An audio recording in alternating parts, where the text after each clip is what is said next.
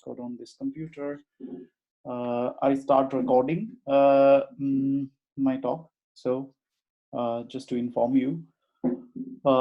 So good morning, everyone. Happy Sunday for everyone. To start with this basic principle kind of a talk, which Mark was requesting last time. Though I would repeat these kind of topics every other month, because though we are dealing with new topics every week, we would like to still have a hold on basics. Yes, though it is basics, this is inclined towards general principles for disease prevention and vitality. So in this area where you have some of the topics very practical to put on, but rather I give little bit emphasis to basics, rather the fundamental aspects or the fundamental things which you should put into your practices, and introducing you to learning about Ayurveda. So as I start myself, Dr. Dinil, Liz, no, she is first time here. Big hi to her. Mark and Keshini has been here before. I just start getting to my topic quickly. So in our present scenario, we have different meanings for vitality. In modern terms, vitality means that is just a condition of rather being alive, and uh, rather than any kind of measures how vital you are. So when you have a kind of emergency, for example, you would have at least being a person at the kind of some kind of eventualities. If you make a call to ambulance, then what they look initially is your vital signs. So the vital signs are basically how is your temperature, how is your heart rate, how is your respiration, how is your blood pressure, how is your, then further down, if you say how conscious you are, how is your higher mental functions, are you talking, are you able to respond to the stimuli, or then still down, then they will go for oxygen saturation level or urinary output to assess the kidney functions, etc. But in Ayurvedic concept, we rather look for the quality of life, or the kind of how qualitative life you lead, or your body, how far your body is prepared to face the eventualities. Because in Ayurveda, we give a lot of importance to being uh, uh, able to fight for the eventualities, capability of body to be ready to face the eventualities. So rather, here we are talking about immunity to some extent, yes, but rather, and then still down, immunity is still a border term. We are talking about health of each cells, you can say, how your body is healthy in each fundamental units, whether your each unit in your body is how well functioning. This we give quite a importance. So why I have to talk about vitality, why we have to give so emphasis, give a emphasis on vitality, and what role Ayurveda can play. You can see with over the 100 years or more, we have come across a lot of changes in what kind of health issues humankind is facing. Um, at some point of time, it was infections. Even at this time, this is a kind of a very crucial juncture in the in time, where we are facing a kind of infectious disease, which is very tough to face. Um, Even in the older times, this infectious diseases used to happen, and humankind got saved because of vaccines. Now we are also looking for vaccines, prevention, and sanitization, or rather keeping the distance and preventing ourselves getting infected. So, but there is also another side of it as lifestyle disorders, which is growing a lot.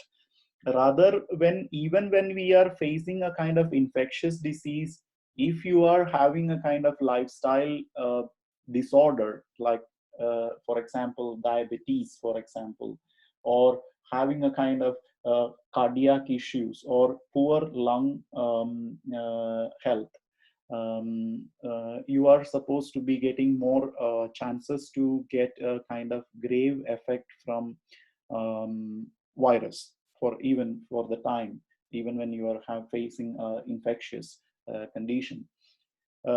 So even in future now, predictions is like, even if you find a vaccine for corona or COVID-19, it will be still having a kind of, it will be a shorter time solution. You need a kind of healthy or immunity from your body to fight against it, or rather your body needs vitality, which we are going to talk about. What does it mean in terms of Ayurveda, which is helping us to fight against infections. So as I promised, this part is about basics, introducing Ayurveda to you. We have kind of elements which are there in the universe and which are also present in our body. So you can see in the universe we have light, air, sun, land, mountains, water, everything existing. The Ayurvedic theory of this homogeneity or similarity with the universe outside and inside our body is characterized by this five elemental element theory. So we call it as Pancha Mahabhutas, or five elements of basic elements for providing the structure and qualities in the universe. So I said qualities and structure, both are important. So you can say first element is basically the space element, where you have which contains every other substances, whether it is air or fire or water or earth, whatever elements other than that exist, it exists in a space. So even earth exists in the space. So where moon or stars or other, even sun, it needs a kind of a certain amount of space to contain different substances. So similar things, also similar element also exists in our body, which is like in respiratory tract there is a space. You can say alveoli has a space where it can draw the air inside. Our stomach has a space where you basically accommodate the food. Or our abdominal cavity is a space where you have different organs accommodated in particular manner. That is, so akasha or space element is the first element. Second element is air element. So you can say on empty, these are very interconnected, very easily approachable to each other. So air, that which circulates in all around us, which is having a characteristics of moving in and out, which exist also in the environment, also inside our body. We can say the exchange of gases when we are breathing in and out. This is vayu, or the kind of air element, you can say. So next element is Agni. Agni is nothing but fire element which we see in the universe.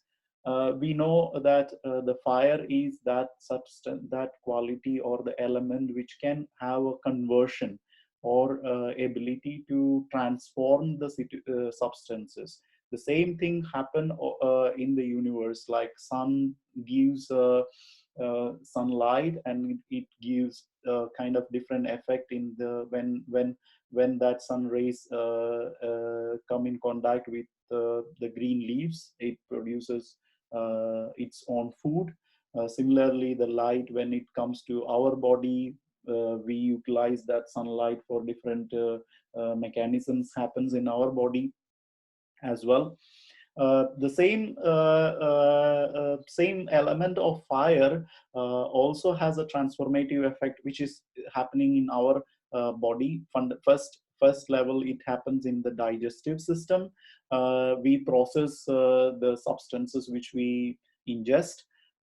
We, even if we drink some water or take some piece of food, it get transformed into a substance in our body. So each cell gets formed from the nourishment part, which is derived from the food itself. So who does this transformation? It is this fire. Next element is water element. You can see all in the earth, it's almost 60 or 70% or more is water, or even 80. So almost 1/4 is three-fourth is water. So the same thing exists even in our body. We have all our almost quite the same kind of proportion we have also in our body. It is also full of water element. Then the next element, the fifth element and last one, is Prithvi, or the earth element. So when we say about earth element, you can say it's about the earth as it is solid material. You can see even the land, when it is the soil, it has different kinds of rocks, and different kinds of mud, and different kinds of soils. It contains different kinds of metals, different kinds of minerals, different organic and inorganic amount of substances. The same thing even in our body. We have this solid elements in our body, which is like, for example, bones or muscles, muscle tissues. Bones have basically almost calcium. Yeah, so this kind of elements which exist in our body, it is from earth element.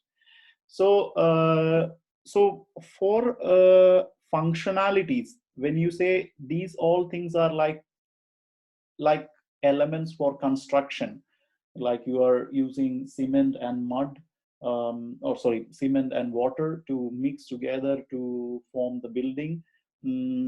Similarly, these all elements are there which constructs. But when Ayurvedic scholars wanted to analyze its physiological characteristics, they combined the effects of two of each element together and understand the physiology, how it works in the body, how characteristically and physiologically it does the functions. So physiology means functions. So the first dosha, we call it as first physiological principle Ayurveda derived from the two elements of space and air element is called as vata. So when you say vata, this word terminology which I introduced as the basic principle of Ayurveda, it has particular characteristics. Basically, it is about the movements and sensations and different kinds of activities.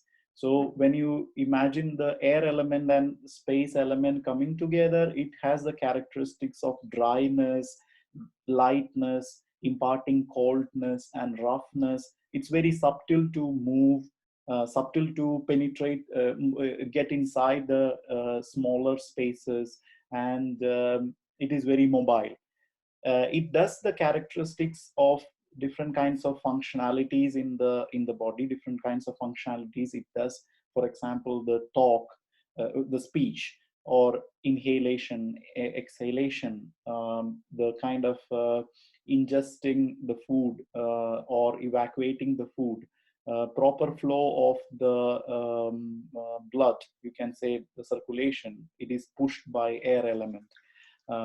We call it as sensory functions, or the kind of even mental functions like effort. It's a characteristics of vata element, vata dosha. Next is pitta, we call it as. That one is rather fire which is mixed with the water. You can say when fire and air, water comes together, it will get extinguished. Not really. Even this kind of liquidy, fiery kind of transformative kind of characteristic substances exist even outside in the universe. For example, acids, it is liquid, but it has a characteristics of fire. It can convert. The similar things happens like in our body. We have enzymes, hormones, which has different kinds of characteristics of doing transformations. Insulin helps in metabolizing the sugar, whereas or thyroid hormone thyroxine does some sort of metabolism to release the energy, or different types of metabolic characteristic actions, or even hydrochloric acid in our stomach. It converts the food. Even the enzymes are there in our mouth. It does transformation of breakdown of carbohydrates. So this is about pitta, and it is having this characteristics of sharpness, hotness. You can imagine this um, uh, fire and acid and that kind of characteristics. It's oily, it is sharp, it is hot, it is very light. It can create a kind of putrefaction or breaking down, and it is very liquidy in nature. So this we can appreciate in the digestion, the temperature of the body. Of course, after the digestion, you get hunger. It also does this light photoreception, like the light, how it falls in our eyes. It get converted into different kinds of enzymes, react in the retina, and create a kind of electric impulses to give us vision, thirst, taste, and luster, intelligence, and willpower. All these, intelligence means the ability to break down the information and understand it well. Willpower, all these are pitta characteristics. And next, the last one, the third one is kapha. Kapha is having characteristics, or rather derived from water element and earth element. It's more of a solid substratum. It has a quality of water and earth, and you can say it maintains the compactness in the body by providing a kind of compactness and providing the fluid matrix to it. So you can imagine this is a kind of substance which has a capability to construct, or rather a substratum from which this cells or the body derive its nutrition. So it is more said to be heavier, more of inactive or dense, smooth, slimy, not so mobile in nature. So what characteristics it imparts on the body is more of strength and solidity. At the same time, it's very binding in nature, provides a nourishment. Yeah. So these are three doshas, you can say, what it does and how you can explain the elements and anatomy into physiology, how we will analyze. So when we talk about vitality, we talk about the pure existence of these doshas, or three basic fundamental principles of physiology. So you say it's the essence of each doshas, essence of each doshas, or essence of these two elements which forms each doshas. So for example, kapha dosha, it's a pure essence is considered as ojas, and fire element, when it is considered as pure in its pure level, it's called as tejas. And air element, sorry, vata dosha, it is considered to be prana. So what are they? We will describe. What does it do? We will describe. So as I told you, this is about various, rather whatever I am giving the terms here as immunity, cell health, all these are part of its action, but you cannot completely directly correlate the ojas as immunity. But immunity, to maintain the immunity, it's one of the function of ojas, maintains immunity of body tissues. So you can say it's all interconnected. When you speak about immunity, it's directly proportional to health of body tissues. Earlier it used to be like, for example, again taking the example of diabetes. In diabetes, what happens is you have impaired glucose metabolism. The blood sugar level is there high, but blood has a lot of the sugar, but it's not able to go inside the cells because the insulin is not working well, or there is impaired fat metabolism happening. Because of fat metabolism is not properly happening, it blocks the entry or proper functioning of the key, which is like insulin, to open the door for this blood sugar to get inside the cells. So you see, the blood bodily tissues, if it is not getting the glucose, which is staying outside in the blood is full of sugar, but it cannot take up the sugar to process it, or carbohydrates to process it, to break down and utilize it for energy. So basically bodily tissues are suffering, it's not having enough of nutrition, whereas blood is full of nutrient, carbohydrates or sugars. So in this kind of condition, it means, you see, that itself means the tissues are having a kind of dehydrated or lack of nourishment. It compromises the immunity. In other way, it compromises immunity. So that's why Ayurveda has this principle, which, and very quite long time before itself than this modern theory which evolved about compromised immunity because of diabetes. It always understood earlier that immunity is directly connected to how bodily tissues are having health. So it is the protective energy, you can say. Ojas is the protective energy. It is it provide, it can be visualized in different ways, in the glow, luster, and the aura of a person. Uh, and also, very important thing to keep in mind is all these principles like ojas, tejas, and prana. It's not just about physical appearance. It's about also mental characteristics as well. Ayurveda is like a holistic approach which has connection with mind, body, and soul. So wherever we talk about, even if it is about ojas, it has a one part of psychological factors.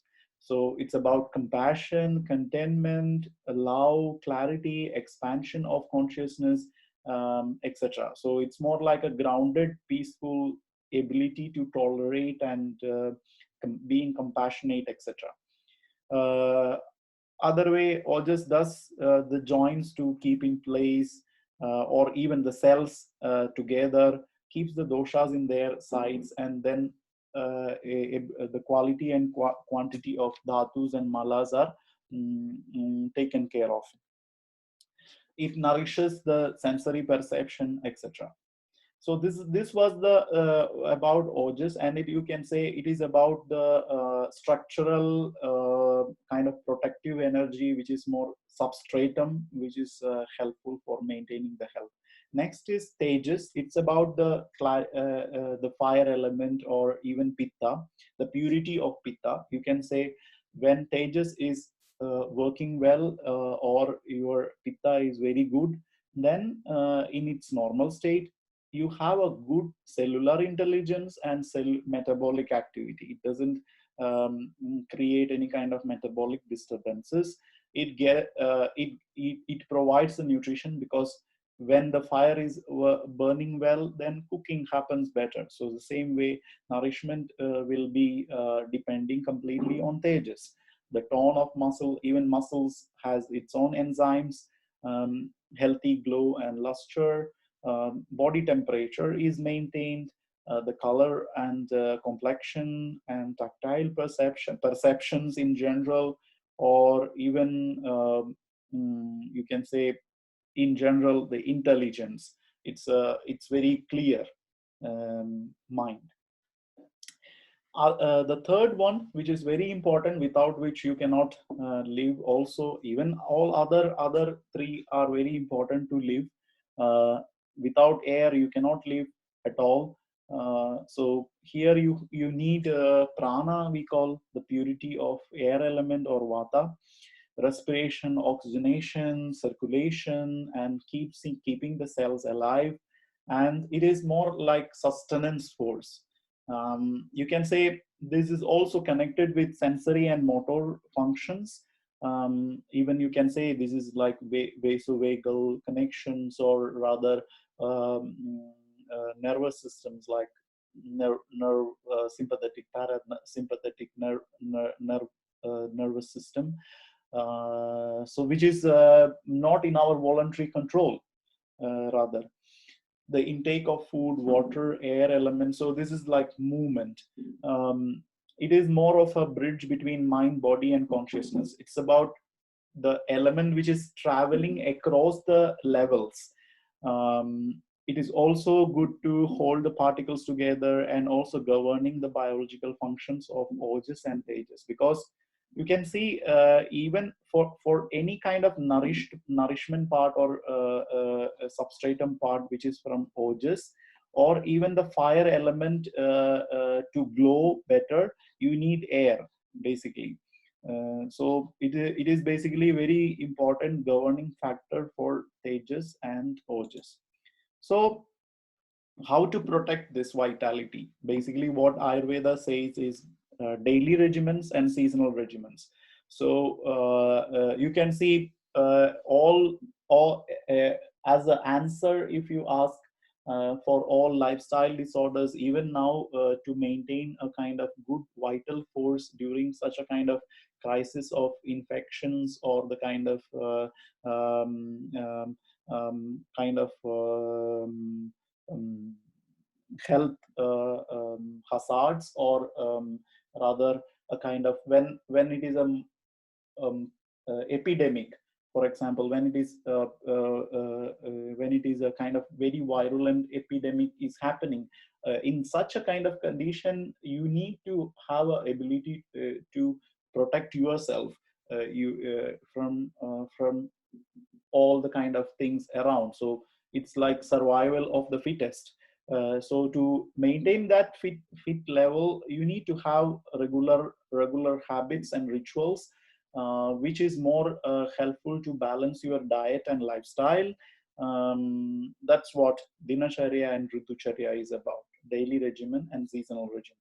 What are the daily regimens? We will understand. So why particularly Ayurvedic lifestyle to follow? This is also very interesting point to understand.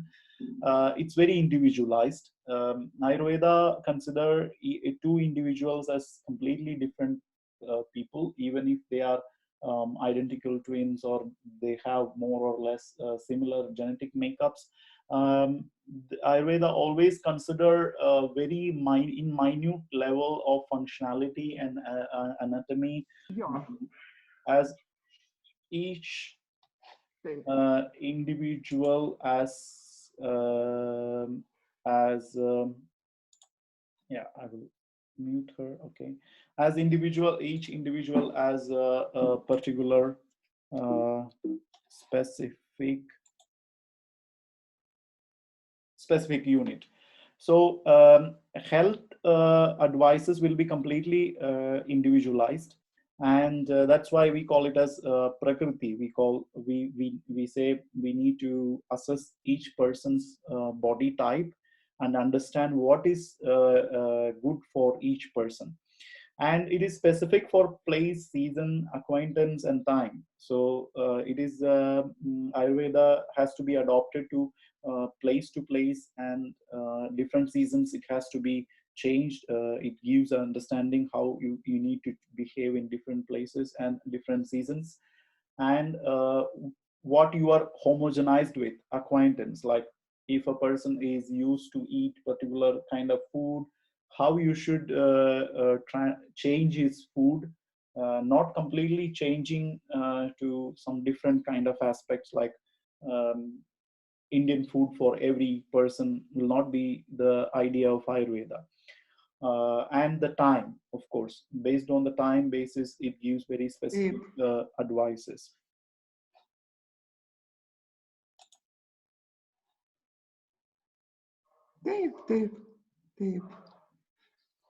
Maybe I need to mute. Okay.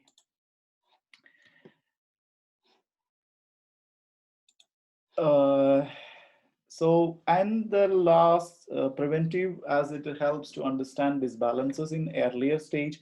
In Ayurveda, it's more about doshas, as I told you. Even when there is a kind of small disbalances, we will be able to understand it in quite early stage before the diseases get manifested. And it is holistic. We always say that ragadi rogan, or rather from the mind, all the problems starts from the mind, they say.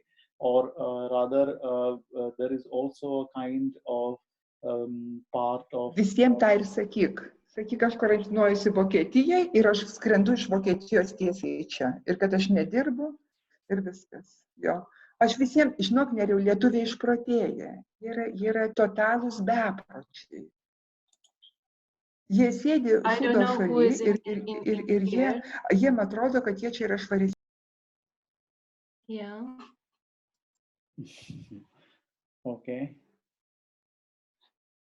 So I'm time to time mute her. Yeah. Okay. So holistic.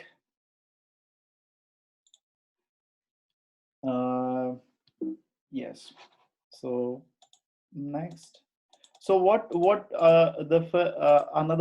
principle what Ayurveda says, it's not in Bepročių šitame, tai. Okay. Hello, Dr. Sikita, please mute yourself.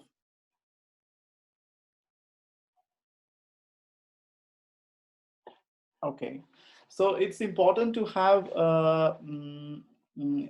kind of path of moderation.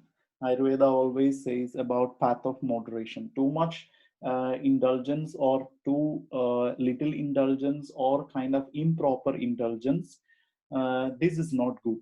So in modern terms, anything, even if it is good, we try to overdo it, or sometimes the things which we would like to do overdo it.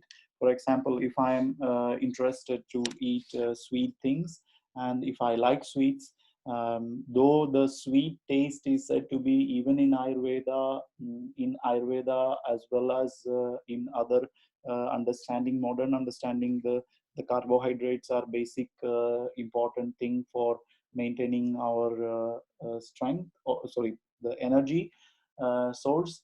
If we overdo it, it will create health issues. Um, Overindulgence or completely avoiding a particular taste, it's not good. Or completely avoiding for example activities or exercises, even too much exercises is not good. Or even in an improper way and improper time. When you have to eat, you are not focusing on the food, you are talking with your friend, or you are looking into the TV screen, and you are not properly being attentive, or you are not following a proper way of doing it. In this all aspects like food, climate, or lifestyle and genetics and thoughts, etc. So you see now, even in climate or an environment, there is a kind of improper changes happening. So suddenly the climatic changes, we don't have proper winter. Sometime last summer, last winter was rather warmer winter. So there is a lot of the global warming is happening. So there is a improper climate and environmental changes, which is also making us vulnerable to infections and different kind of situations. So what we can do, we need to correct all other aspects like food, lifestyle, thoughts, etc. Though about genetics, it's about being mindful about your body type and understanding what are the kind of problems you may tend to get in your life. So next principle, we always give a lot of importance to individualization. That's what here I have shown that it's not general therapies or one herb or general formulation for everyone. Even dinacharya or daily regimen has to be individualized as much as possible. So we will see each part. And next principle for vitality is about three pillars, understanding three pillars of life. This is very interesting to understand. First, food, you know that we need to eat, otherwise we cannot sustain our life. Next is sleep.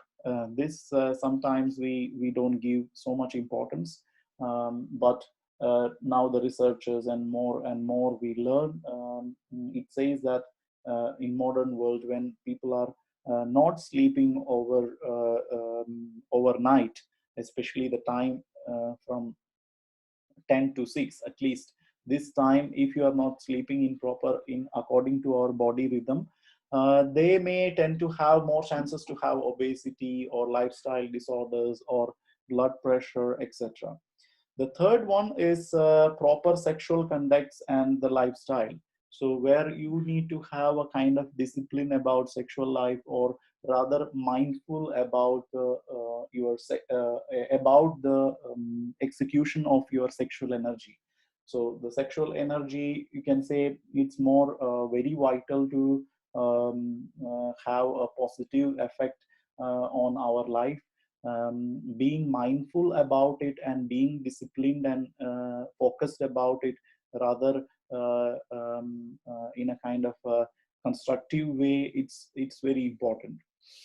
and lifestyle, different lifestyle ways like exercises, etc. So in gross way, I will introduce you kind of body types in Ayurveda. The first body type is called as Vata body type, genotype. Here it is about this dosha basis, based on this functionality, functional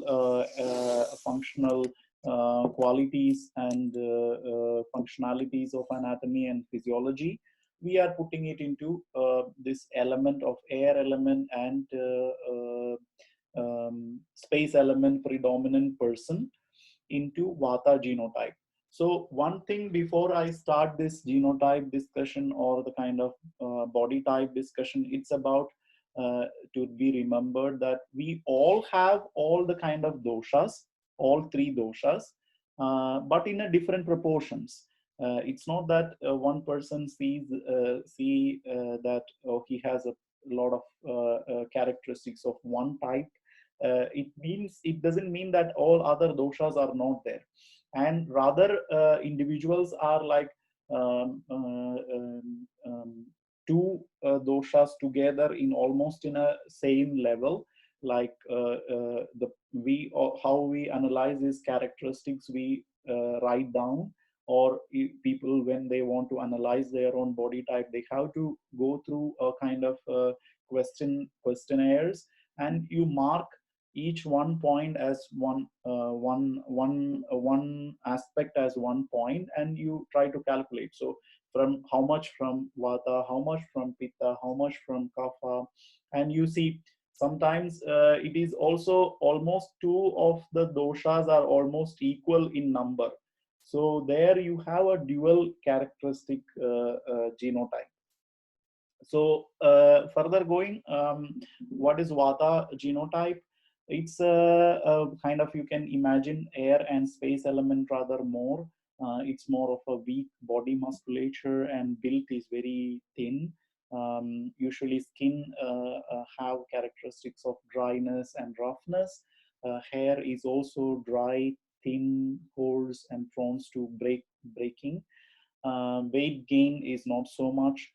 Food and bowel habits are irregular and frequent and variable. So sometimes when this is like their digestive fire is always variable. This I used to give examples every time.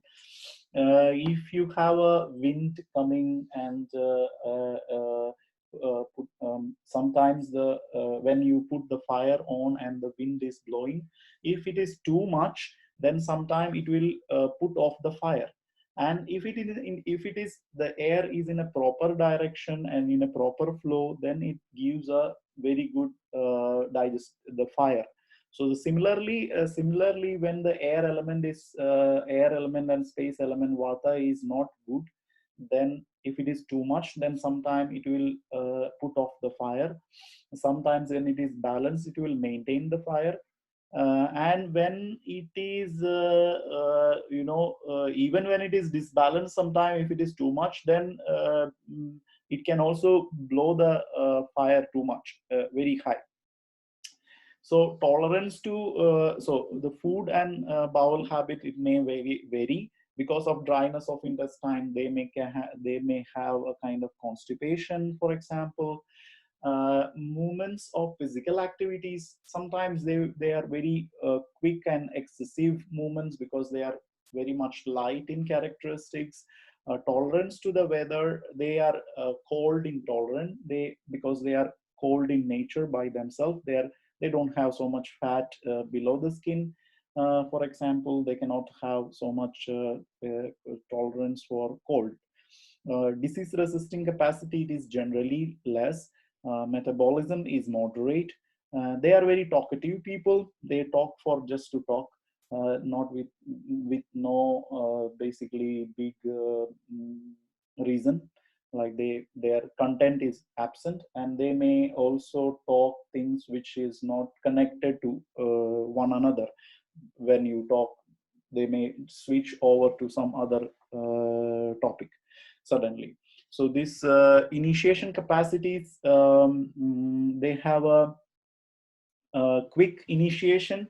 They are very enthusiastic to start any kind of activities, but maintenance is slow, less. Like they have a quick enthusiasm to begin, but later, uh, today a lot of good ideas, tomorrow they may forget it. What was the idea even about? They are not so persistent. Memory is not so good, whereas they may catch the information very quickly, but they may not retain it. Aging is fast because breaking down is happening in the tissues very quickly. Disease predisposition, like nutritional, developmental, neurological, dementia, movement and speech disorders, arrhythmias, rhythms are not so good because they are very irregular. Their physiology is very irregular in nature. Second one is fire element and water element together constituting Pitta genotype.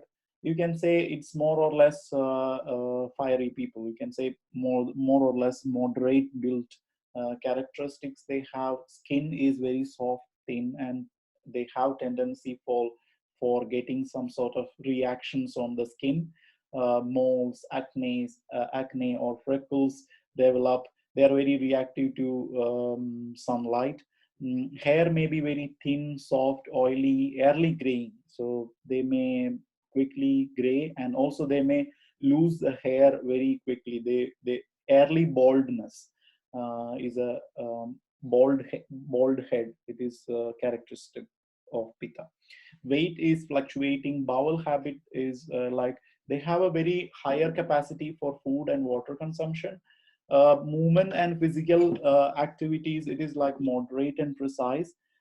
Heat, they cannot tolerate heat, because they are having heat characteristics inside. Disease resisting capacity and healing capacity, it is good. Metabolism of toxic substances is quick. Communication, they are very sharp in communication, very incisive communication with analytical abilities. Um, and initiation, they start things moderately, but they have very good conviction and understanding what they are doing, and they are rather more good persisting people. And memory, they have good grasping and retention. Aging is moderate.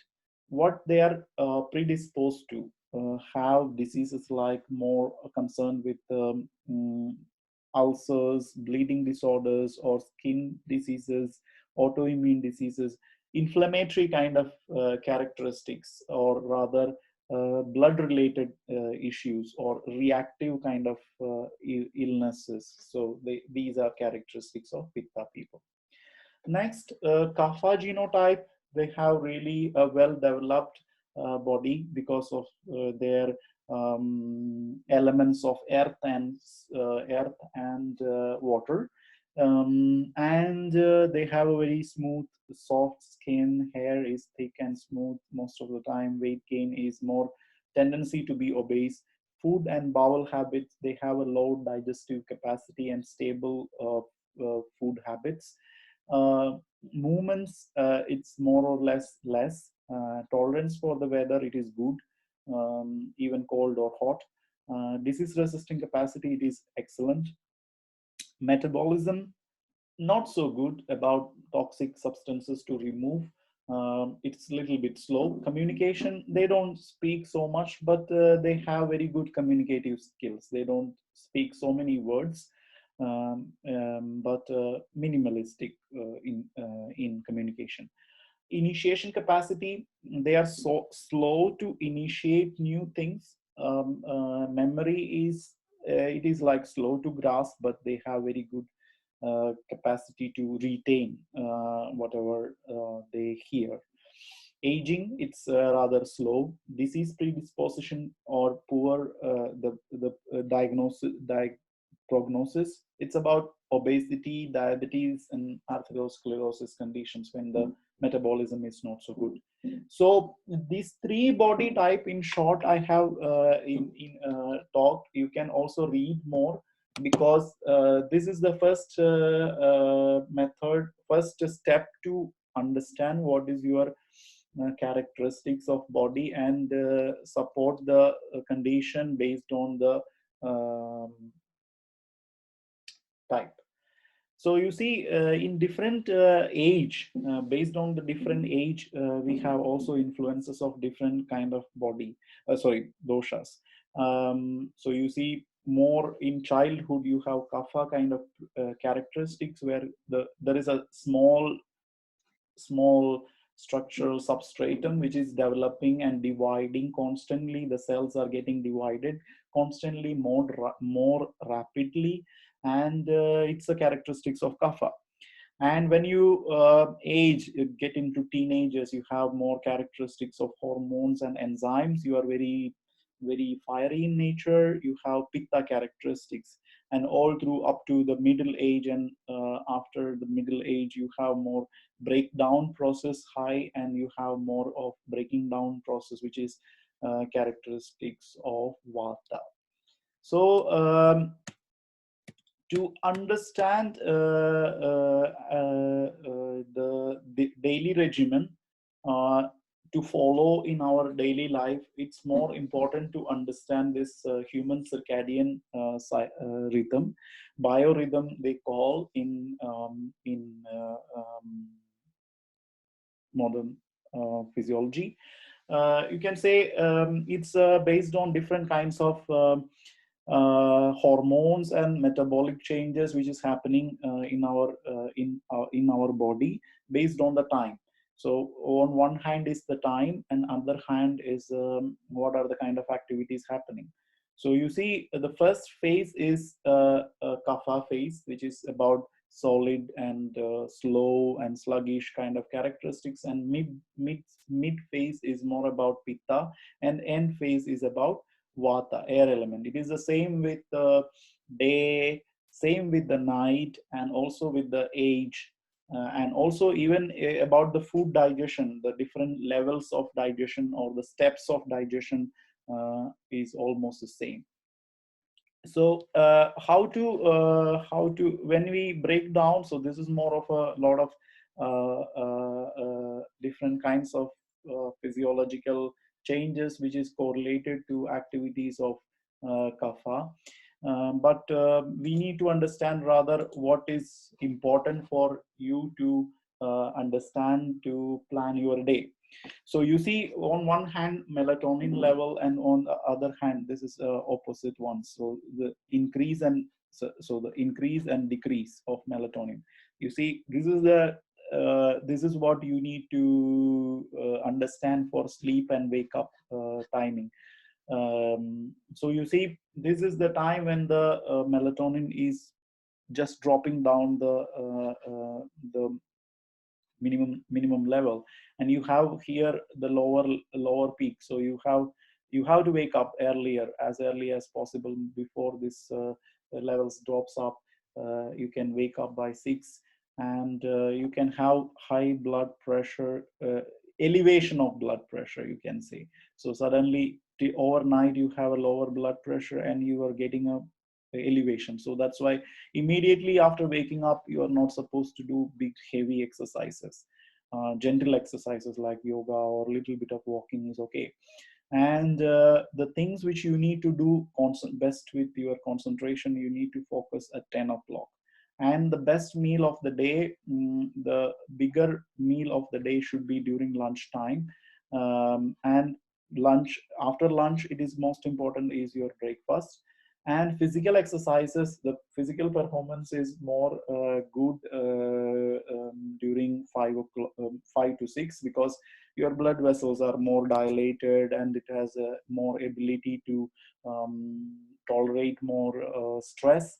And it can also be because of your neuromuscular connections are much awareness is good. And you need to go to bed, but by at least 10 o'clock.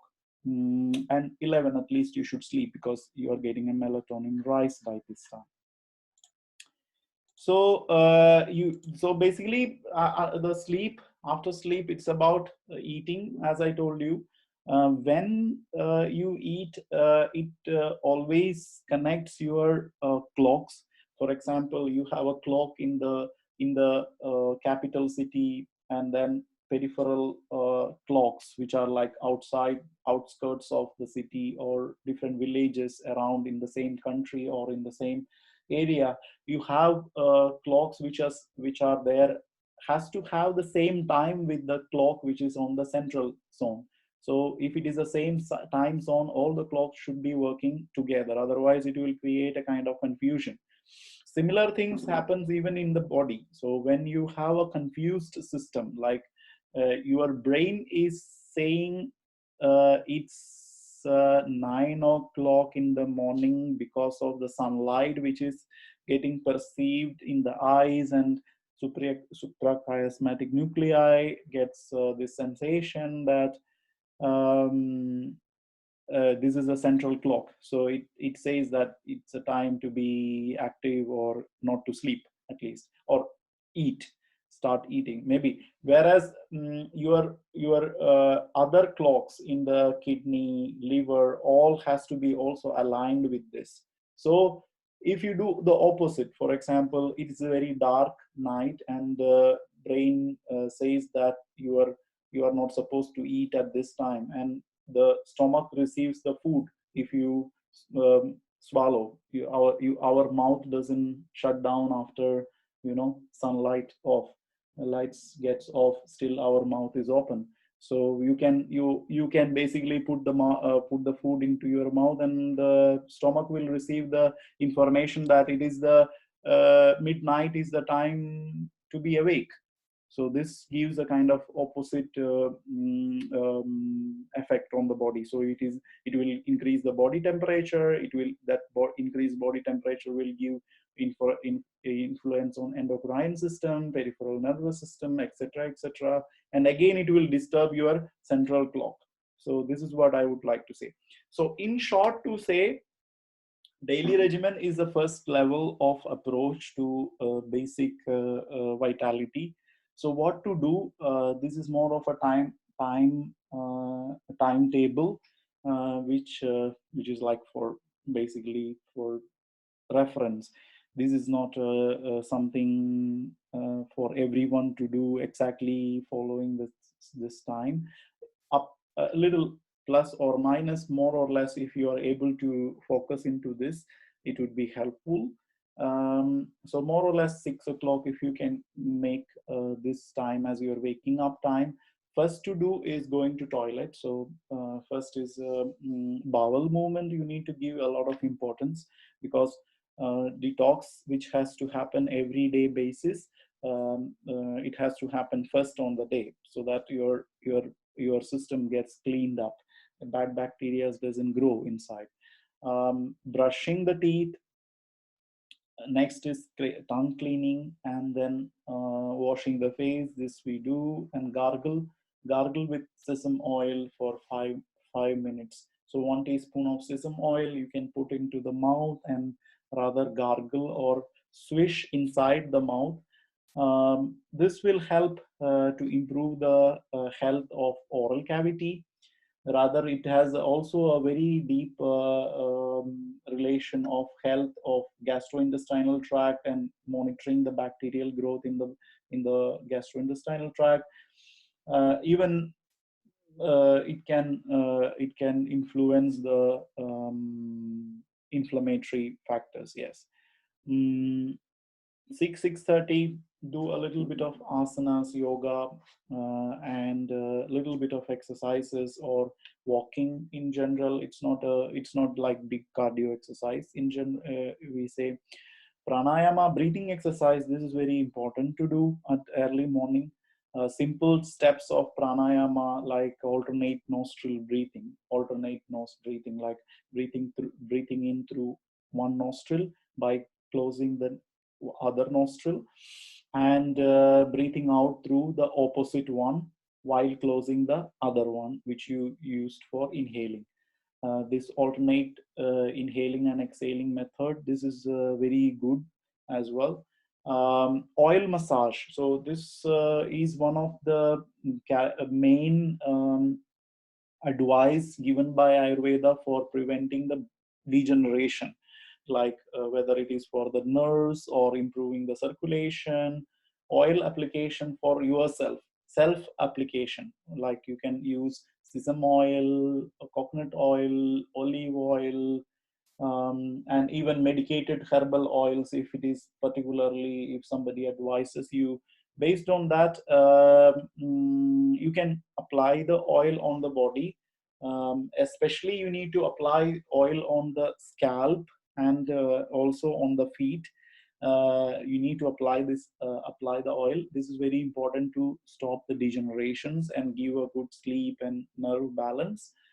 All body also you can apply the oil, leave about 45 minutes oil on the body, and then take shower. So bath means shower here. Body temperature water for washing the body, and little bit less temperature water for the head. 7:30 you have a meditation, spiritual practices, and 8 o'clock rather go to take breakfast. Because 2 hours from waking up you should have to have a breakfast to eat, and then go to work. If you're working, 10 o'clock is rather, I told you, better time to focus.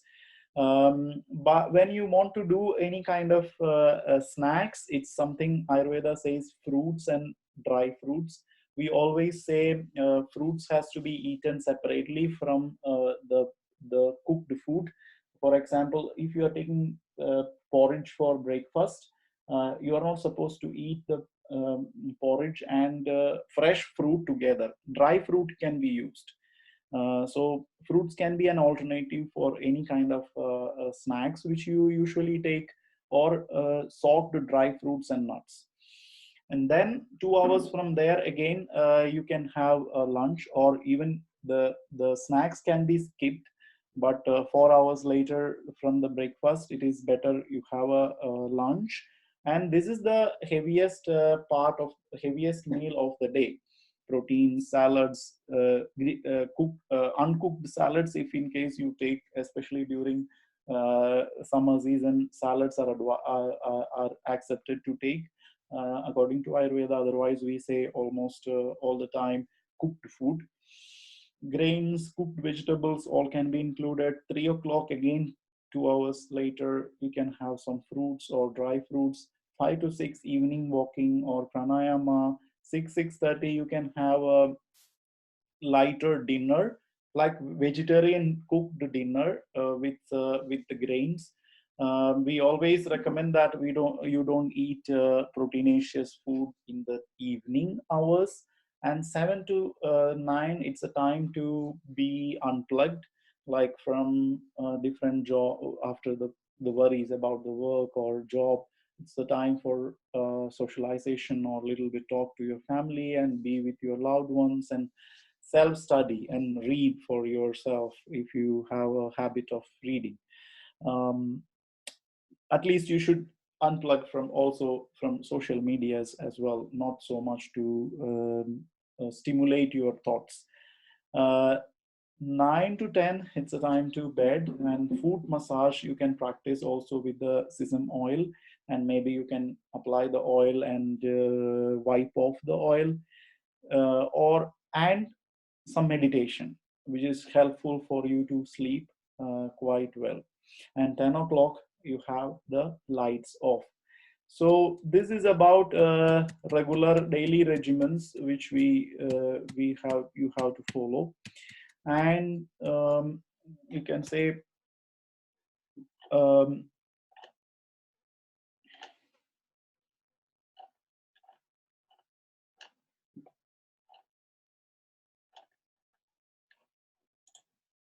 so during the summer season, it's more like you have a little bit of characteristics of uh, pitta and vata. You can say little hot in externally, so warmer here. It's not so hot like in India. You need to have more time in cooler atmospheres. They say more hydration you need to maintain, and more even during daytime, a little bit of sleep during the daytime is advised. If you have this too much of long sunlight towards the evening, which is disturbing your sleep. Yeah, cooling food and hydrating food is more advised.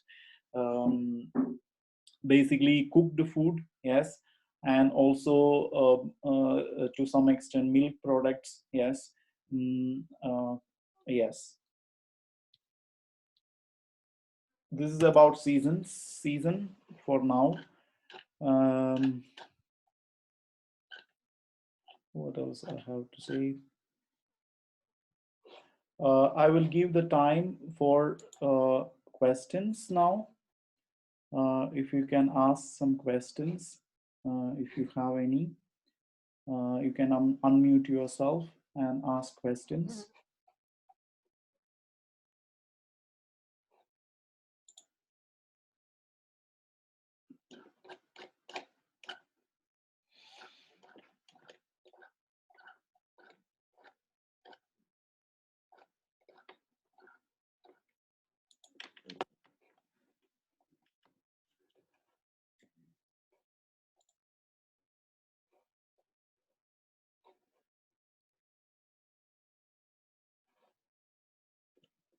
Hello.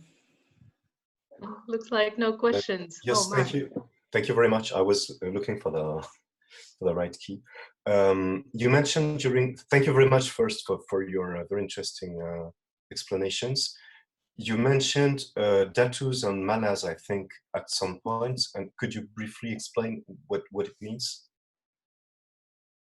About what? About Datus and malas. dhatus and manas. Mala. Malas, yes, dhatus and malas. Dhatus and malas, yes, dhatus and malas. So it is more about dhatus, means more or less tissues, and malas means excretory products. So dhatus, you can say correlate it into modern terms like different types of body tissues, like lymphatic tissues or blood tissues or bone tissue or reproductive tissue, etc. The same is in Ayurveda. The first one is rasa, rasa dhatu. It is more or less the first nutritious part, which is derived from the food, and that is the first dhatu which is formed. It is correlated to the kind of nutritional part which is being absorbed into the blood after the digestion. You can correlate it like that. And next is rakta dhatu, that is blood tissue, and more or less it is compared to the functions of blood tissues. It's not exactly them. It's a quite of a big topic as well. Rasa, rakta, and mamsa. Next is muscle tissues according to Ayurveda, and mamsa and medas. Medas is fat tissues, and mamsa meda asti. Asti is about bone tissues. Majja is about the bone marrow tissues, and shukra is reproductive, different reproductive tissues. About malas, it's three of them. So there are seven dhatus, seven tissues according to Ayurveda, and how it is nourished. It is very interesting. It is told in Ayurveda that each tissue derives its nourishment from previous tissues, and malas is something like the waste product after the metabolism. Three malas Ayurveda say. We know that stools and urine, but also sweat. Sweat is also included in Ayurveda as malas. mala, the third one in the mala list of malas. So this is about dhatus and malas. So when the doshas are in normal state, it doesn't disturb the normal function of dhatus. So the tissue vitality, here I was using the word tissue vitality and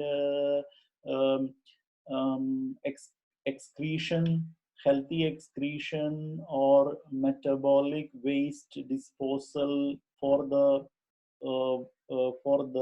word of mala. Rather, I was using this as a common word, but it is more than this. Rather, yes.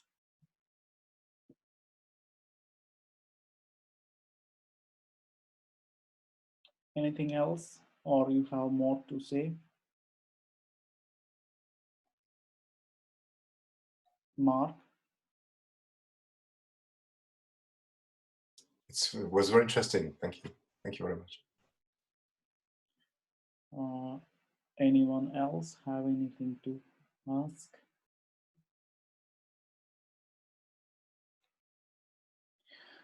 Any suggestions for next webinar we will do about addictions?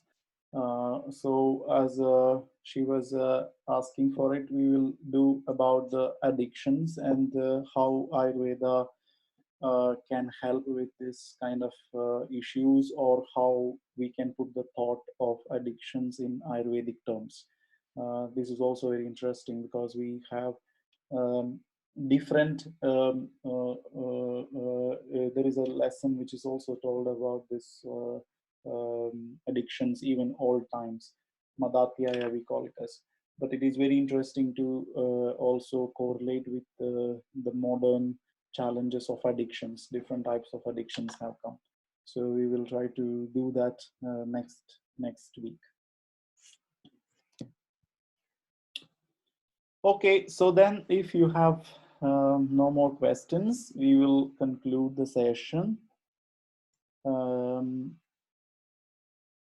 Yes, thank you for participation,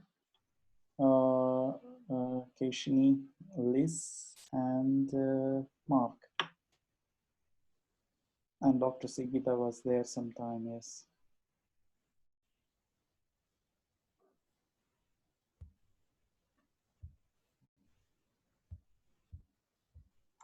Yeah, thank you very much. And I think that's it.